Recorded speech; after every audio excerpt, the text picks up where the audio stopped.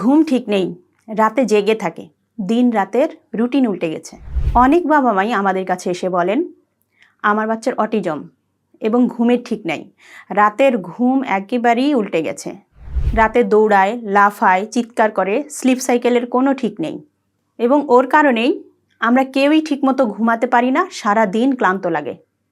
এরকমই কথা আমার সাথে বলছেন একজন প্যারেন্টস। তো অনেকক্ষণ তার সাথে কথা বলার পর খুঁজে পেলাম যে বাচ্চা যখন ঘুমাতে যায় তখন পরিবারের অন্য সদস্যরা জেগে থাকেন, কথাবার্তা বলতে থাকেন, অন্য রুমগুলোতে লাইট জ্বলে এবং যার ফলে বাচ্চা যে সময় করে ঘুমাবে, একটা সাউন্ড স্লিপে সে যাবে, কাম অ্যান্ড কোয়াইট পরিবেশ পাবে, এই জিনিসটা কিন্তু তার কনফার্ম হচ্ছিল না। মানে তার ঘুমের সময় আর অন্যরা সবাই জেগে আছে, হয় বাবা অফিসের কাজ করছেন, নয় মা অন্য কোনো কাজ করছেন, এভাবে কোনো না কোনো কাজ কন্টিনিউ চলছে ঘরের ভিতরে, কিন্তু বাচ্চাকে ঘুমাতে দেওয়া হয়েছে। তখন বাচ্চা তো আসলে সবার সাথে টাইম স্পেন্ড করতে চায়, খেলা করতে চায়।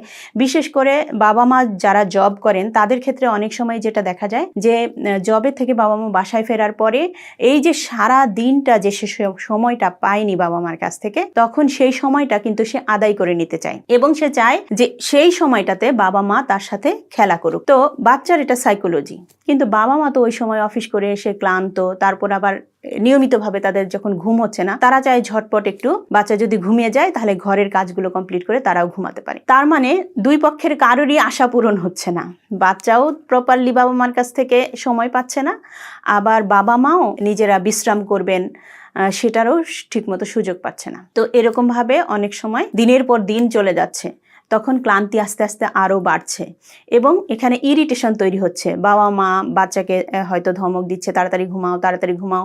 বাচ্চাও ওই দিক দিয়ে ইরিটেট হয়ে যাচ্ছে যে সে এখন ঘুমাবে না, আরও দৌড়াদৌড়ি, ছুটাছুটি, চিৎকার সব কিছু করছে। এভাবেই রাতের অর্ধেক পার হয়ে যাচ্ছে। তারপর হয়তো সে অনেক সময় ভোরের দিকে ঘুমিয়ে পড়ছে। তো এরকম কন্টিনিউয়াস কতদিন চলা যায়? তো সেজন্য প্যারেন্টস আপনাদেরকে যেটা করতে হবে যে বাচ্চাকে ঘুম পাড়ানোর সময়টা সবসময় নির্ধারণ করে ফেলতে হবে যে কোন সময় তার এক্স্যাক্টলি ঘুমের সময়, এবং তার আগেই তাকে তার চাহিদা পূরণ করে দিতে হবে। সে যে একটু খেলাধুলা করতে চায় বাবা মার সাথে, সেই সময়টুকু তাকে একটু দিতে হবে। আর সারা দিনের যদি একটা সুন্দর রুটিন তৈরি করা যায় তাহলে সেক্ষেত্রেও তার সারা দিনের বিভিন্ন ধরনের অ্যাক্টিভিটির রুটিন সে যদি কন্টিনিউ, সে যদি সেগুলোতে ইনভলভ থাকে, তাহলে সেক্ষেত্রে আস্তে আস্তে আস্তে করে সে রুটিনে অভ্যস্ত হয়ে যাবে।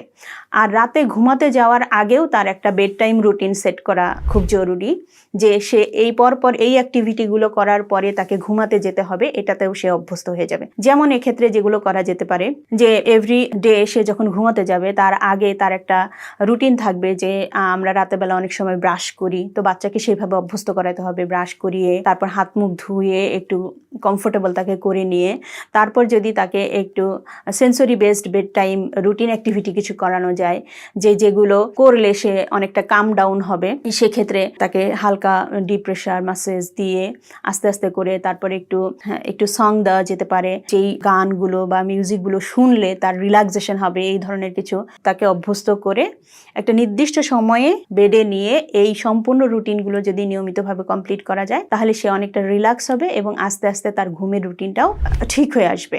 এটা হচ্ছে আপনি বাসায় যেভাবে বাচ্চাকে আস্তে আস্তে আস্তে আস্তে করে রুটিনে অভ্যস্ত করতে পারেন সেটা।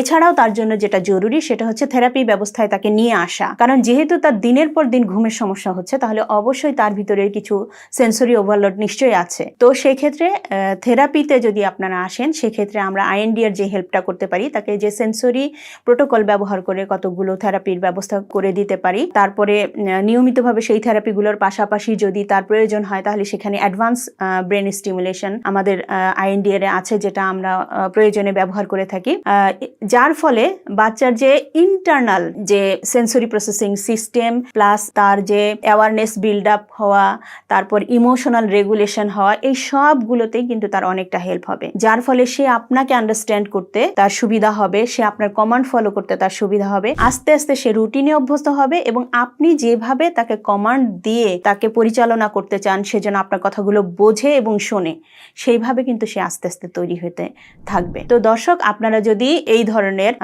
কাজে বাচ্চাকে ইনভলভ করতে চান এবং তার ঘুমের রুটিন ঠিক করতে চান তাহলে অবশ্যই আপনারা যোগাযোগ করতে পারেন আইএনডিআর এবং নিচের বাটনে ক্লিক করে আপনি কিন্তু একটা অ্যাপয়েন্টমেন্ট কনফার্ম করতে পারেন, যার ফলে আপনার বাচ্চার লাইফ এবং আপনার লাইফ আরও সহজ হবে। ধন্যবাদ।